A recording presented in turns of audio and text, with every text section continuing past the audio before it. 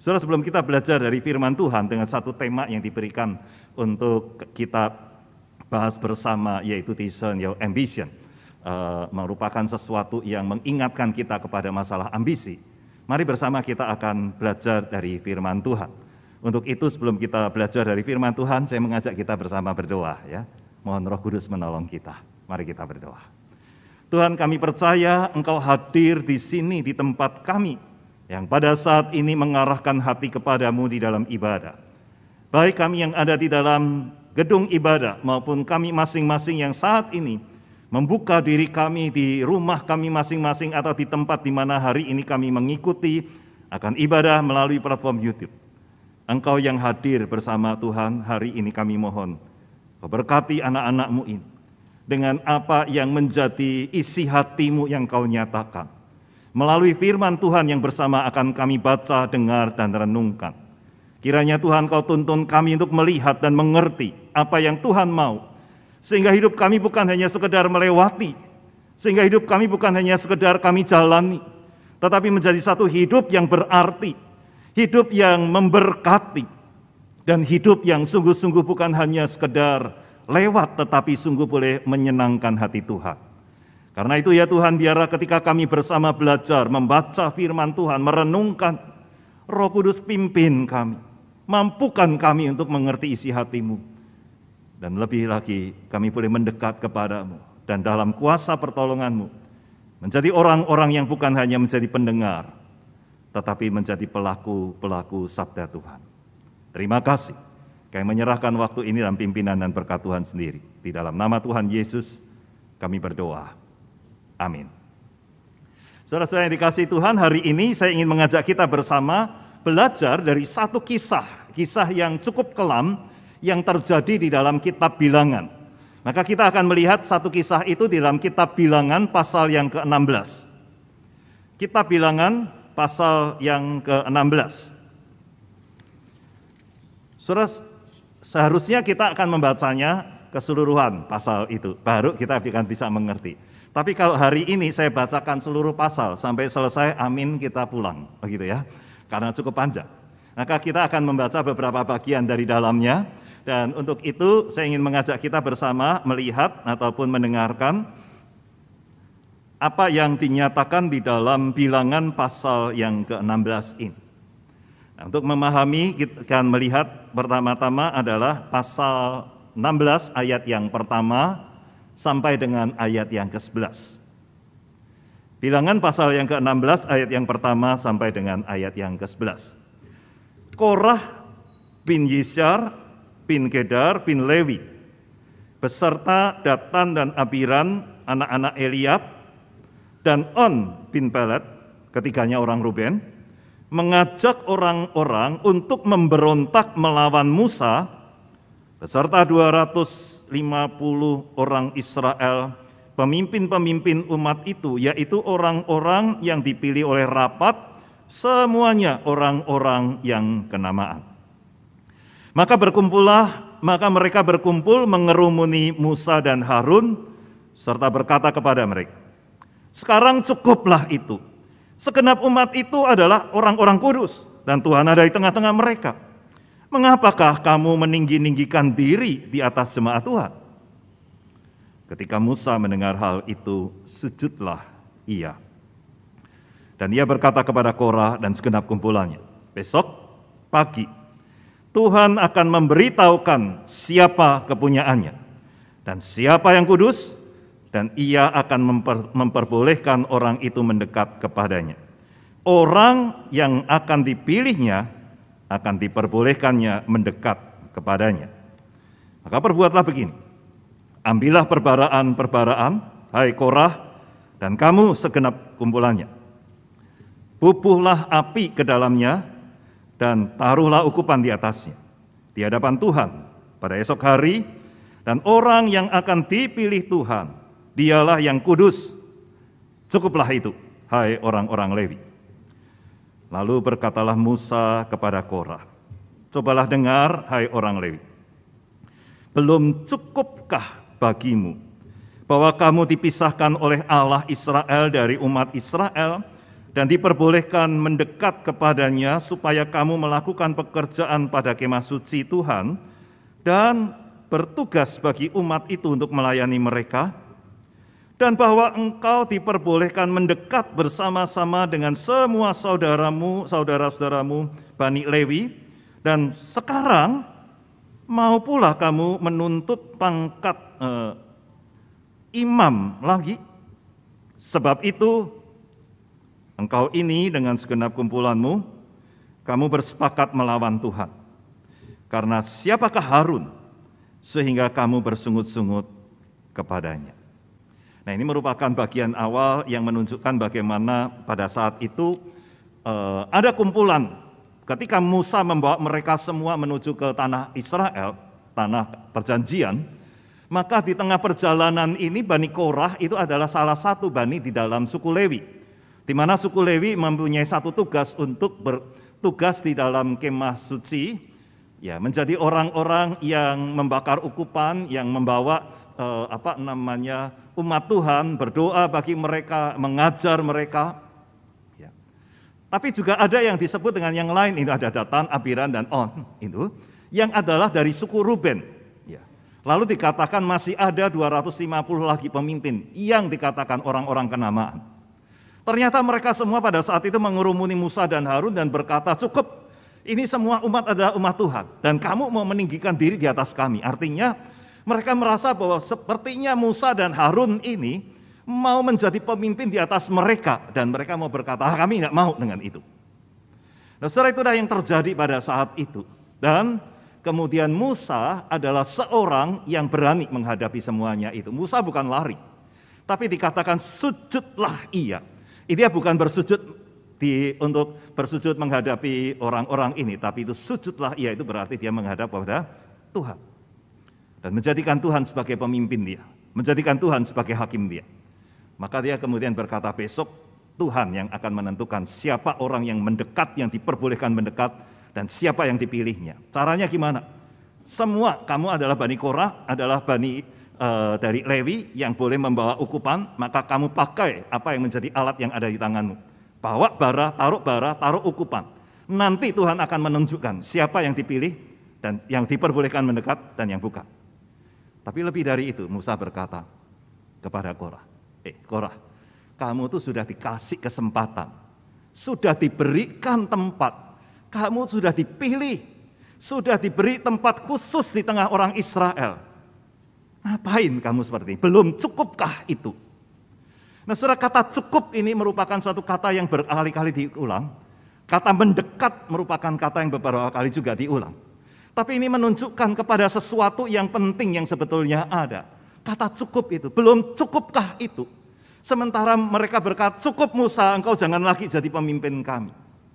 Saudara, di sini ingin menunjukkan kata cukup yang sebetulnya bisa dikatakan menjadi sesuatu yang ada di dalam diri manusia yang seringkali tidak bisa merasa cukup.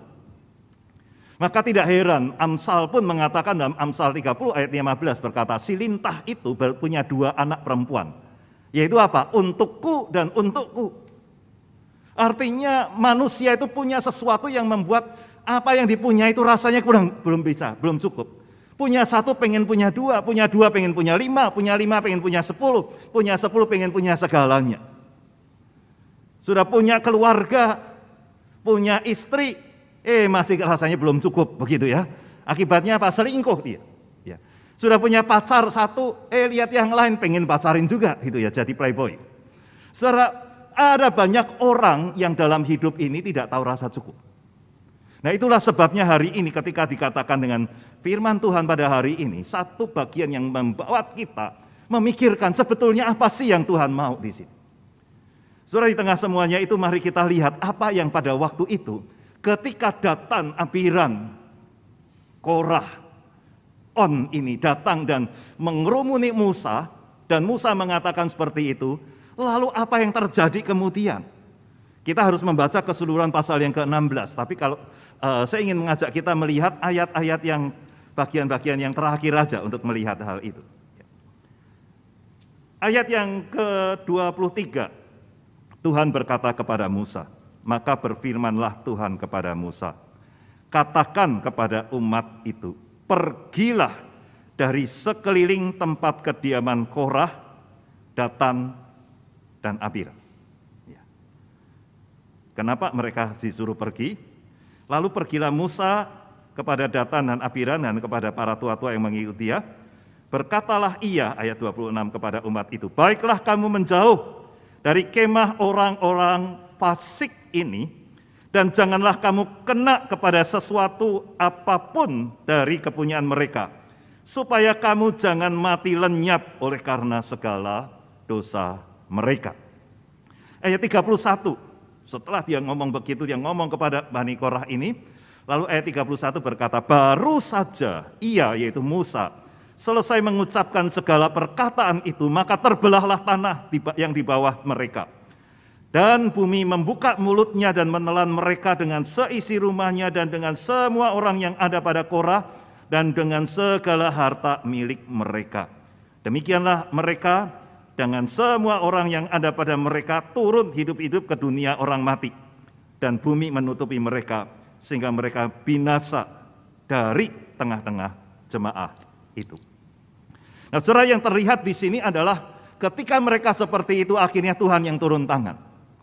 Saudara, ini merupakan satu prinsip yang penting dari anak-anak Tuhan. Hidup kita bisa punya banyak masalah, tapi mari kita bersama seperti Musa ya. Ketika punya masalah, jangan pikir sendiri, jangan hadapi sendiri. Musa punya masalah, dia lakukan apa? Sujud sama Tuhan. Dan Tuhan yang berkarya. Dan Tuhan di situ katakan, begitu Musa selesai bicara, tanah itu terbelah. Orang-orang masuk ke dalamnya dan menutup lagi. Dikatakan mereka semua turun hidup-hidup dalam dunia orang mati. Sesuatu yang belum pernah dan tidak pernah terjadi. Karena itu karya Tuhan. Lalu kita bertanya, kenapa seperti ini? Saudara, ketika kita bertanya seperti ini, maka ada beberapa hal yang mungkin perlu untuk kita pikirkan. Yaitu ketika kita berkonsep ataupun berpikir dari apa yang dilakukan oleh Korah, Datan, dan Abiram. Mereka ini enggak merasa puas dengan apa yang menjadi bagian mereka. Sudah jadi orang yang dipilih, sudah punya sesuatu yang menjadikan mereka itu punya pekerjaan dalam tanda kutip. Menjadi seorang ataupun orang-orang yang boleh melayani Tuhan, melayani jemaat. Tetapi mereka tidak puas dan mereka mempertanyakan kepemimpinan Musa.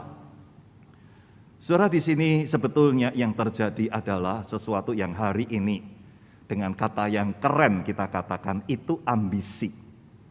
Pengen lebih lagi dari apa yang saat ini dipunyai. Tapi masalahnya ambisi mereka ini ternyata di hadapan Tuhan tidak benar. Maka dikatakan oleh Musa, jauhkan dari orang-orang fasik ini. Apa artinya orang fasik? Orang fasik adalah orang yang mungkin mulutnya bisa ngomong tentang Tuhan. Tetapi pada dasarnya hidupnya belum pernah hidup menurut dan mengikut Tuhan. Mungkin dia bisa kelihatan seperti orang yang baik-baik. Tapi hidupnya di hadapan Tuhan adalah 0, kosong. Jauhkan dirimu dari orang fasik ini supaya jangan kamu terkena sesuatu apapun dan gara-gara mereka kamu ikut jahat. Saudara, ini merupakan suatu perintah yang keras, suatu tindakan yang keras yang diberikan oleh Tuhan. Sehingga Korah, Datan, Abiram itu lenyap dari antara jemaat. Merupakan sesuatu yang mungkin mengagetkan jemaat, tetapi di sini merupakan sesuatu ketegasan dari Tuhan. Kau jangan main-main dengan Tuhan. Kenapa? Musa berkata, kenapa engkau melawan Tuhan? Nah, saudara, inilah yang sebetulnya terjadi. Ketika Korah, Datan, dan Abiram itu mempertanyakan kepemimpinan Musa dan Harun, mereka dikatakan di sini melawan Tuhan. Kenapa bisa demikian? Karena pada dasarnya Musa, Harun, pada waktu mereka melayani, mereka memimpin, itu bukan mau-maunya mereka sendiri. Itu adalah oleh karena Tuhan menuntun mereka, memberikan kepada mereka tugas itu dan mereka lakukan tugas itu. Dengan kata lain, saudara, Musa dan Harun berada di tempat yang tepat sesuai dengan apa yang Tuhan mau. Dan itu merupakan satu hal yang Tuhan pimpin. Melawan mereka berarti melawan Tuhan yang memimpin mereka. Saudara, konsep inilah yang harus kita punya juga dalam hidup kita masing-masing hari ini. Ketika Tuhan memberikan kepada saudara dan saya hari ini hidup, bertanyalah saudara kepada Tuhan, Tuhan, kenapa hari ini saya boleh hidup? Maka Tuhan akan berkata, aku punya maksud desain untuk hidupmu. Tidak dengan percuma engkau hari ini hidup. Tidak dengan percuma engkau hari ini punya keluarga. Tidak dengan percuma aku memberikan dan mempercayakan anak-anak dalam keluargamu. Tidak dengan percuma engkau menjadi atasan dan engkau punya anak buah. Tidak dengan percuma engkau ada di dalam satu jemaat, berada di tempat ini, berada sebagai bagian dari umat Tuhan yang dikumpulkan bersama-sama di Jemaat GKY Pantai Indah Kapuk ini. Allah sudah punya rencana yang indah dalam hidup saudara masing-masing. Dan untuk itu yang Tuhan mau adalah jalani apa yang menjadi panggilanmu. Dengan menjalani panggilan itu, maka kita akan berada di dalam koridor tangan Tuhan yang sedang memimpin, menyediakan. Apapun yang terjadi di situ, Tuhan akan berkata, berani lawan gue, itu istilahnya. Karena apa? Kita berada bersama Tuhan.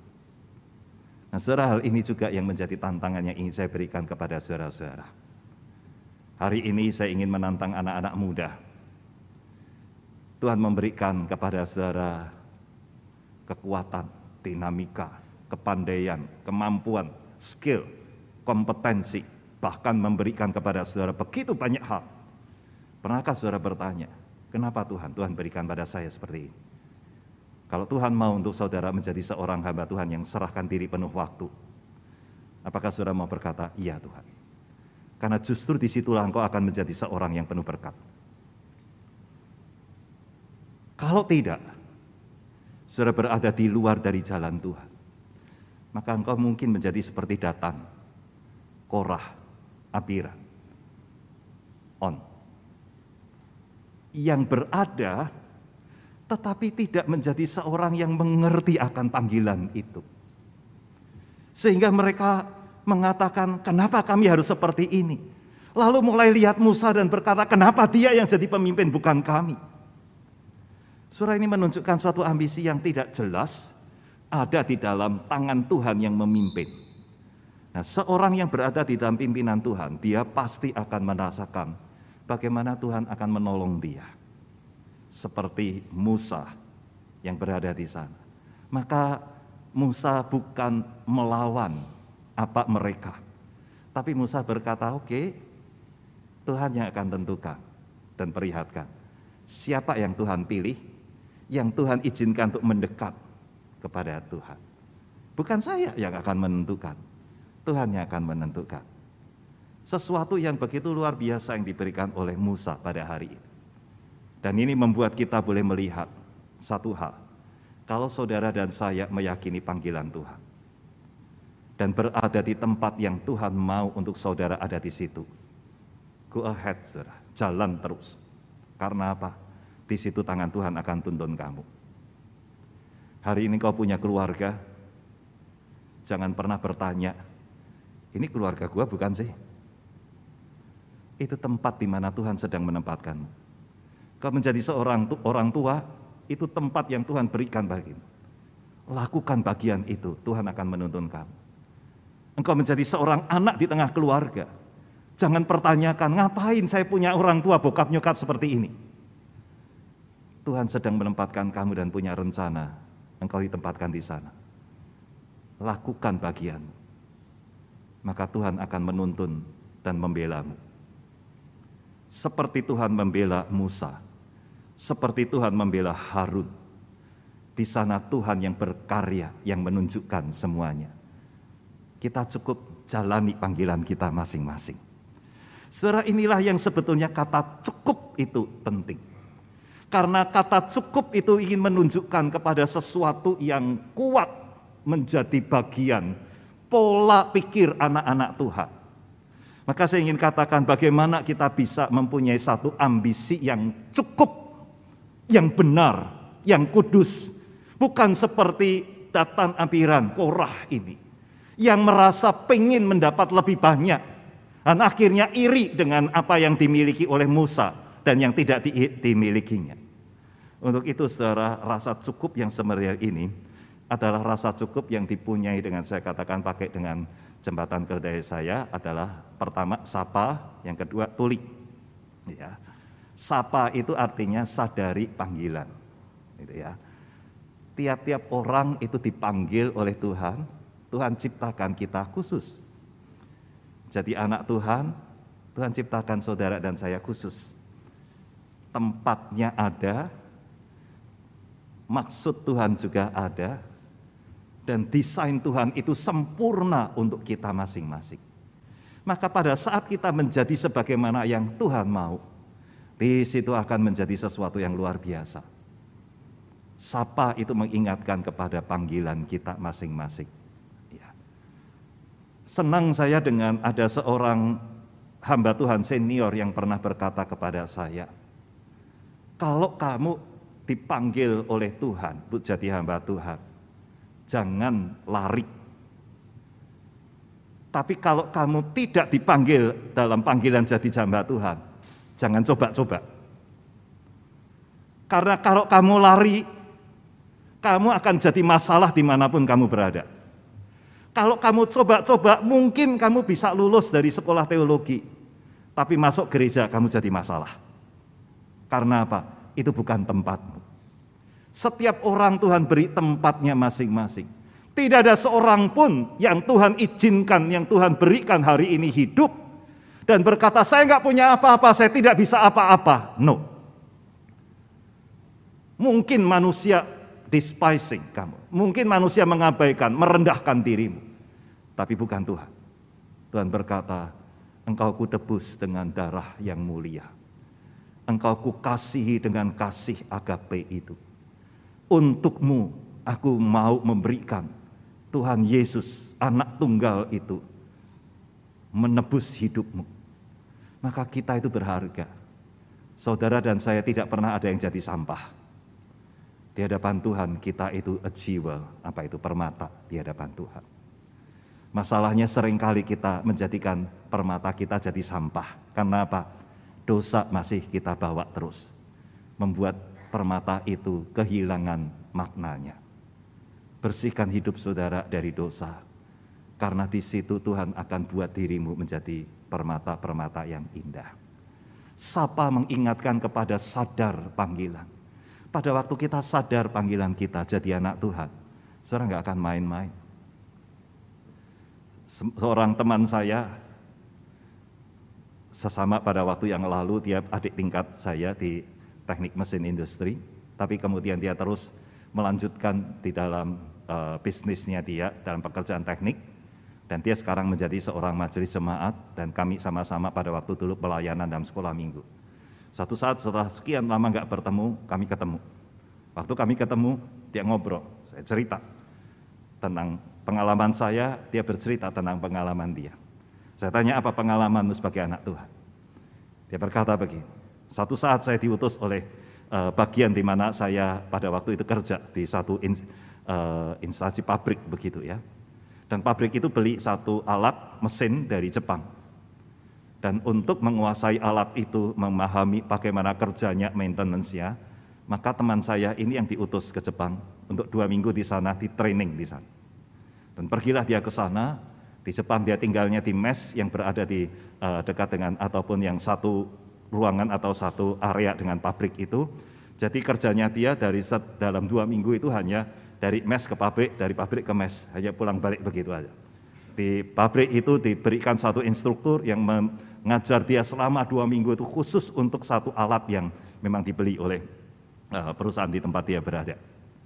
Sudah 2 minggu selesai, saudara, pada waktu 2 minggu selesai, besok itu akan pulang. Maka instruktur berkata, oke, kamu sudah selesai semua dan saya puas dengan apa yang menjadi kemampuanmu di sini.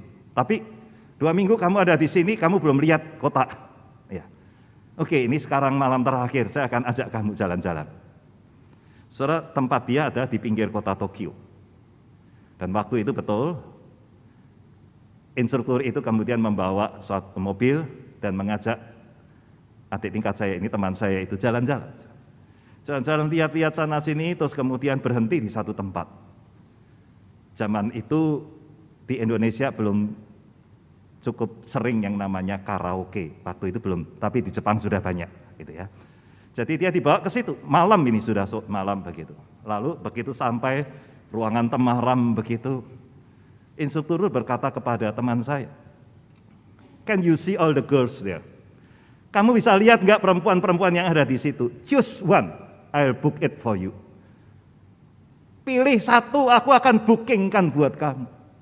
Saudara, saya tanya kepada dia, lalu apa yang ada dalam pikiranmu? Dia ngomong terus terang, saya laki-laki, belum menikah, masih bujangan, gitu ya. Lalu diberikan seperti itu, pikiran langsung muncul. Kalau saya pilih, kira-kira dilaporin nggak ke bos saya? Pasti enggak, itu bagian dari entertainment. Kalau saya pilih, kira-kira keluarga saya tahu enggak kalau saya milih? Pasti enggak juga, karena itu ada di sana. Enggak ada. Tetapi pada saat yang sama, dia katakan, seperti Tuhan katakan, ingat yo, kamu guru sekolah minggu. Saudara, langsung dia berkata, "Sorry, I'm a Christian." Maaf, saya seorang anak Tuhan, saya seorang Kristen. Dan instruktur berkata, "Okay, I know, yeah, I'm just kidding for you. I'm just joking." Saudara, dia katakan kepada saya, itu andai kata saya pilih, dia pasti nggak akan berkata, "It is only a joke." Itu hanya sebuah canda belaka. Enggak. Tetapi dia sadar akan panggilan. Itu yang membuat dia tidak hancur di dalam hidupnya. So, saya yakin itu juga yang membuat dia pada hari ini dengan satu kesungguhan dia melayani Tuhan. Dan Tuhan terus buka apa yang dia perlukan, berikan kepada dia. So, kalau saudara sadar akan panggilan saudara dalam hidup, jalani itu. Apapun yang terjadi, jangan goyah. Karena apa? Karena kita bersama Tuhan. Bukankah 1 Korintus 15 ayat 58 mengatakan, "Giatlah selalu dalam pekerjaan Tuhan, karena kamu tahu dalam persekutuanmu dengan Tuhan, jerih payahmu tidak akan sia-sia." Orang yang sadar panggilan, dia adalah orang yang bisa kemudian merasa cukup Tuhan. Karena segala sesuatu Tuhan cukupkan. Yang kedua, selain sapa saya katakan tuli. Tunya apa? Tunya itu mengingatkan apa yang tidak ada pada Korah ini.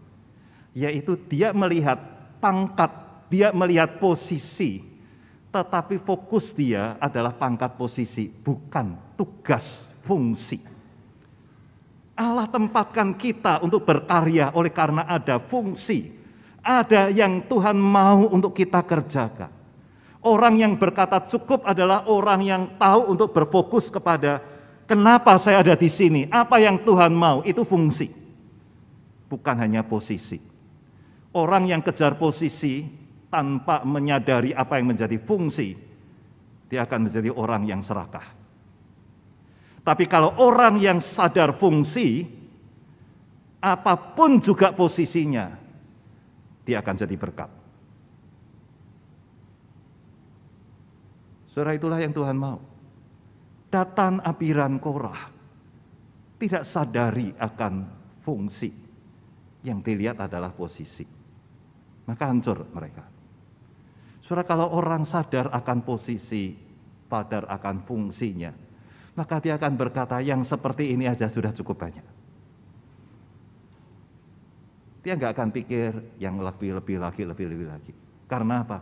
Dia sadar itu tempat dia. Tuhan berkata yang setia dalam hal kecil, Tuhan akan percayakan hal besar. Ngomong soal apa?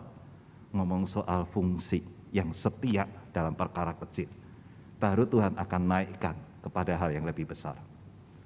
Surah itulah yang Tuhan mau dari kita. Saya suka sekali dengan Pengkhotbah 9 ayat yang ke-10 yang selalu berkata, apapun yang dijumpai oleh tanganmu untuk dikerjakan, kerjakanlah itu dengan sekuat tenaga.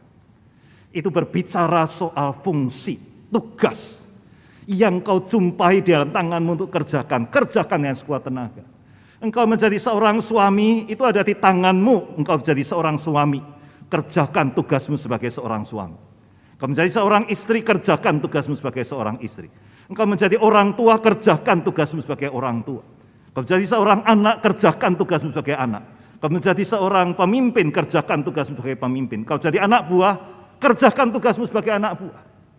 Maka engkau akan bisa berkata, cukup ini, karena itu sudah cukup banyak. Orang yang hanya kejar posisi, dia nggak pernah bisa kata cukup. Lihat yang lain sepertinya lebih banyak. Nah itulah li-nya. Tu-nya mengingatkan pada tugas, li-nya dalam orang yang merasa cukup. Dia akan berkata, saya cukup dengan apa yang saya miliki. Dia bukan melihat apa yang tidak dimiliki. Dia akan bisa bersyukur oleh karena apa yang dia miliki, bukan yang tidak dia miliki. Saudara, kenapa orang bisa iri? Kenapa orang kemudian bisa pengen lebih banyak lagi? Karena dia melihat bukan apa yang dia punya, tapi dia melihat apa yang dia tidak punya. Padahal Tuhan memberikan kepada semua orang itu apa yang dia perlu. Maka saudara, ketika saudara tidak melihat apa yang saudara miliki, potensi dalam diri saudara, apa yang saudara miliki, dan saudara lihat, yang lain kok lebih pintar, yang lain kok lebih kaya, yang lain kok begini. Saudara, kita akan tergoda untuk mempunyai ambisi-ambisi yang keliru. Mari kita lihat kembali apa yang Tuhan berikan dalam hidup saudara, yang menjadi milik di tengah saudara. Itu sebabnya saudara, kalau hari ini saya tidak janjian, tapi rupanya apa yang diberikan menjadi petunjuk hidup baru kita, terambil dari Kolose pasal yang kedua ayat yang ke-7. Itu menunjukkan di ayat itu, di bagian anak kalimat terakhir adalah, hendaklah hidupmu melimpah dengan syukur. Gimana bisa bersyukur kalau kita tidak melihat apa yang kita miliki, dan hanya melihat apa yang orang punyai dan yang tidak kita punyai. Tapi kita akan bisa bersyukur kalau kita melihat apa yang kita miliki. Saya senang ngomong dengan anak-anak mahasiswa. Ketika ngobrol dengan mereka, lalu saya seringkali berkata, kalau orang tanya apa kabar? Dulu waktu saya kecil SMP belajar bahasa Inggris, itu ada kata how are you? Maka jawabnya fine, thank you. Itu zaman dulu ya. Apa kabar? Baik gitu ya. Terima kasih ya. Tapi anak Tuhan seringkali rasa itu belum cukup. Lalu berkata, apa kabar? Luar biasa. Wah, rasanya mantap sekali berkata, apa kabar? Luar biasa. Kenapa luar biasa? Karena berkata, Tuhan berikan segala sesuatu yang luar biasa dalam hidup saya. Tapi saya bilang, oke, itu bagus, tapi saya punya lebih bagus. Saya katakan begitu. Apa itu? Kalau orang tanya kepada kamu, apa kabar? Katakan, masih hidup. Bingung kan? Tapi ngomong itu dengan satu semangat. Apa kabar? Masih hidup. Kenapa? Yang masih hidup punya kesempatan untuk melakukan sesuatu, dan Tuhan masih percayakan hidup untuk kita mengerjakan sesuatu.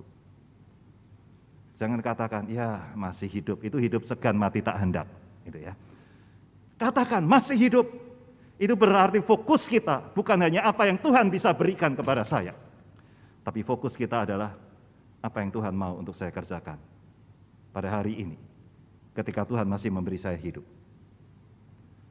Saudara, cukup menjadi suatu ambisi yang kudus ketika hal itu ada pada sapa, sadar panggilan. Cukup akan menjadi satu ambisi yang kudus kalau hal itu berfokus kepada tugas, apa artinya kita berada di situ. Cukup akan menjadi suatu ambisi yang kudus kalau kita bisa melihat apa yang kita miliki, bukan yang tidak kita miliki. Hari ini dunia mengajak dan menggoda kita untuk melihat apa yang kita tidak miliki. Itu sebabnya konsumerisme melanda dunia. Publikasi-publikasi semua ingin membuat saudara harus beli lagi. Hari ini yang dulu orang harus pergi kalau belanja, sekarang semuanya serba online, maka beli satu, tambah satu lagi. Karena apa? Ini aku belum punya, ini aku juga belum punya. Nggak cukup, saudara. Mari kita belajar melihat apa yang Tuhan berikan. Nanti pulang, saudara-saudara yang ada di tempat ini, nanti pulang lihat suami, atau lihat istri, berkata cukup yang ini aja deh, gitu ya. Bukan karena yang lain lebih baik, bukan itu. Bukan karena yang ini aja sudah menyulitkan saya, bukan itu. Tetapi kita berkata, Tuhan terima kasih saya punya dia menjadi bagian dalam hidup saya. Lihat anak saudara, peluk mereka dan berkata, terima kasih Tuhan, saya punya anak-anak seperti ini. Saudara yang hari ini ada di rumah, kalau saudara sedang duduk bersama dengan pasangan saudara, pegang tangannya ya atau peluk dia. Ya. Kalau yang di sini nggak bisa gitu karena terpisah-pisah begitu ya. Kalau yang bisa pegang tangan, peluk dia dan berkata, thank you, Tuhan berikan engkau menjadi bagian yang cukup buat saya. Kau punya anak-anak yang saat ini berada bersamamu, peluk mereka. Engkau punya hari ini pekerjaan yang Tuhan berikan. Bersyukurlah untuk hal itu. Kalau engkau setia, Tuhan akan memberikan terus lebih. Tapi yang Tuhan mau adalah fokus pada tugas kita, bukan posisi kita. Lakukan dalam panggilan itu. Dan bersyukurlah dengan apa yang kita miliki. Itu yang membuat kita bisa terus bersyukur. Bahkan bisa berkata, apa ya Tuhan yang bisa saya lakukan? Itu juga yang membuat SDT Amanat Agung di tengah-tengah situasi seperti ini. Bukan hanya berdoa dan meminta Tuhan, tolong. Pergumulan ada banyak, kebutuhan ada banyak. Tuhan tolong cukupkan. Betul, pasti Tuhan akan cukupkan. Karena kami percaya kami ada di dalam track yang Tuhan mau. Tuhan pimpin kami, dan kami percaya bahwa kami sedang mengerjakan tugas panggilan sebagaimana Tuhan mau. Maka kami yakin Tuhan akan mencukupkan itu. Tapi kami terus berkata, apa yang bisa kami lakukan? Itu sebabnya kami terus berpikir, bagaimana kami bisa menjadi berkat bagi orang lain. Di tengah situasi seperti ini, kami pun ingin jadi berkat. Itu sebabnya kami punya satu program, doa bagi sahabat. Untuk memberkati, kami ingin berdoa untuk saudara-saudara. Jadi nanti akan lihat sedikit klipnya ya tentang hal itu. Menunjukkan bahwa kami tahu apa yang menjadi bagian kami. Dan kami ingin berfokus pada apa yang menjadi tugas kami. Dan biarlah itu juga yang menjadi satu hal yang saudara miliki. Baik saudara yang ada di sini maupun yang ada di platform Zoom, platform YouTube. Kiranya kita menjadi orang-orang yang memiliki ambisi yang kudus. Dalam kesadaran panggilan, dalam berfokus pada tugas, dan terus melihat dan bersyukur dengan apa yang kita miliki. Amin. Mari kita berdoa. Tuhan tolong kami, pimpin kami, supaya kami bukan menjadi orang yang sekedar mengejar posisi atau sesuatu yang tidak kami miliki. Tapi sebaliknya menjadi orang yang sadar akan panggilan, penempatan-Mu, dan bahkan keistimewaan yang Engkau berikan dalam hidup kami masing-masing. Juga ya Tuhan, tolong kami untuk berfokus pada tugas, sehingga kesetiaan kami di dalam melakukan apa yang menjadi tugas panggilan, itulah yang menyenangkan hati Tuhan. Dan ajar kami, bukan melihat ke samping dan melihat apa yang tidak kami punya, tapi kami bisa melihat kepada Tuhan dan mensyukuri setiap hal yang Tuhan karuniakan dalam kehidupan. Terima kasih Tuhan, jadikan kami sebagai alat berkat-Mu. Jadikan kami sebagai orang-orang yang hidup dan yang memaknai hidup dengan hidup yang berarti. Bukan hanya bagi sesama, tetapi lebih dari itu yang menyenangkan hati Tuhan. Hanya di dalam nama Tuhan Yesus kami berdoa. Amin.